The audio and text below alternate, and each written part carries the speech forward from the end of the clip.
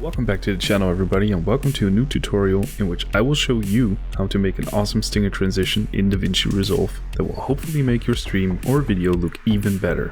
Courtesy to Sam Woodhull for the idea. In his video he shows you how to make this exact transition in Apple Motion.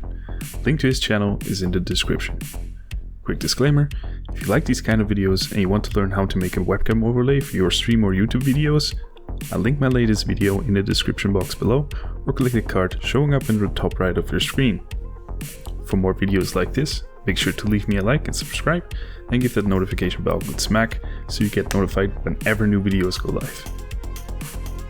Now that that is out of the way, let's build this transition. Right, first off, open Davinci Resolve, go to the edit page, right click in your media pool and add a new fusion composition. You can make it any length you want, but I like my transitions to be rather short, so 3 seconds should do the trick. Place your header on the clip and move to the Fusion tab. We need 3 rectangles and 3 background nodes, named Color, Background and Dark. Dark is just a darker shade of the color you use for your background. Give them a nice color, preferably your branded colors. Connect the bottom two to a merge node like this, and the top color to a separate merge and combine them all. First part done. We want the rectangles to move separate from each other in the same direction. Start by adding keyframes on frame 0 for the center X and Y position in the Inspector tab. Add another keyframe at frame 20, move back to frame 0 and push the rectangle out of the screen to the right.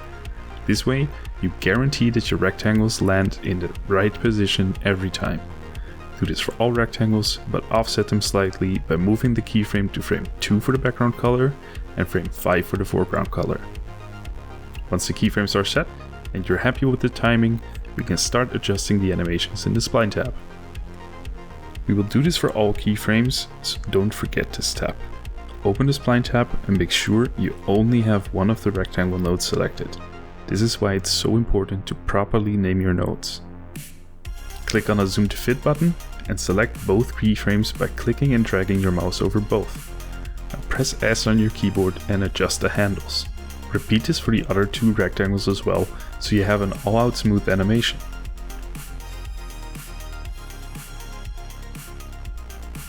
Time for the logo. Drag and drop your logo into the node section. Add a transform node to it, scale the size to your liking and combine them like so. You want your logo to show right as the rectangle's animations ends, and zoom out to give a nice drop-in effect. Select your transform node and add keyframes for the size on frame 20 and 40. Then head to frame 40 and scale down the size. Ease the keyframes in the Spline tab.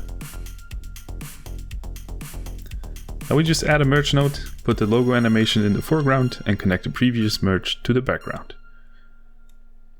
Quick tip, if you like straight lines, right click in an empty section, click on Options and activate orthogonal pipes. While you're there, line up all tools up to a grid, so it's easier to move them around more accurately. If you see my gaming videos, you know I'm a huge Warframe nerd, so needless to say, I went with the Lex Prime pistol image. Find simple images you can add here to spice things up. Drop the images into your nodes and add a transform node. Again, please name your nodes correctly. Select the 2 nodes, press Ctrl C and paste them right next to the original, since you want an image for each side. Then merge them to the main line.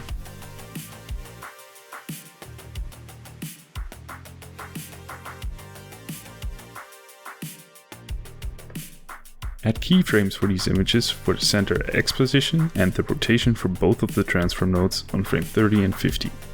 Move back to frame 30 and push them out of the screen. Add a rotation to your liking and smoothen those keyframes out in the Spline tab. We're almost done. Now add a soft glow after the logo transform node. Set the gain to 0 and make keyframes for frames 70, 90 and 110. Go to frame 90 and push the gain up to around 1.5ish. This effect is a great way to make sure you can visually sync up your audio later on. Open up the Spline tab, press Zoom to view, select all the keyframes and press S on your keyboard.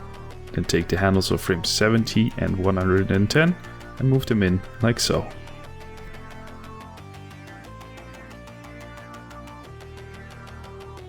Now we just have to animate everything out.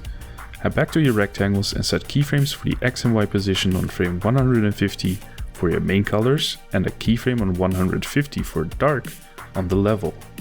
Set a keyframe on frame 179 for dark and move the level to 0.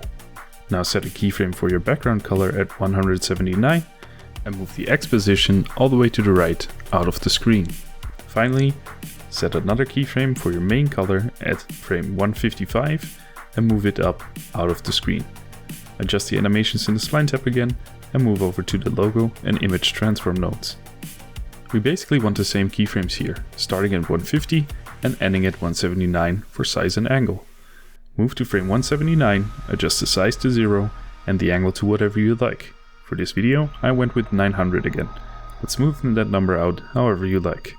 Again, adjust the keyframes to your liking in the spline tab, and there we go, a full animation.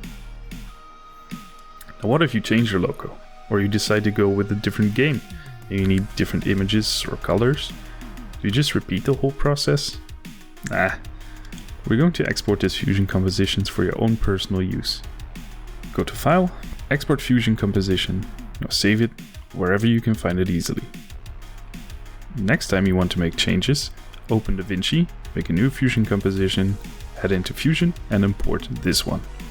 And bing bam boom, you can work on it. This is the point where you add some sound effects. I've added some in the description box below, so you don't have to look for them yourself. Once the audio is set, select all clips, right click and choose New Compound Clip. This is important if you want to keep your audio. Now go to the delivery page, give your file a good name and select the folder you want to save it in. Then select individual clips.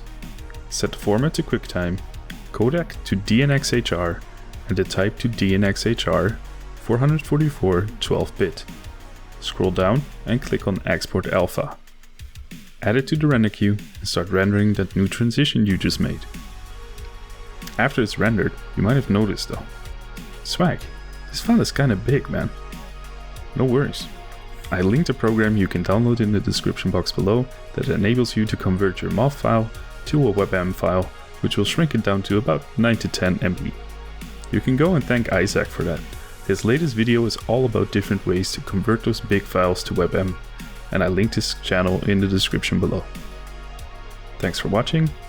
If you did like the video, leave me a quick thumbs up, subscribe and ring that bell for notifications on future videos, and I'll see you at the next video. Man, I really need some coffee right now. Later.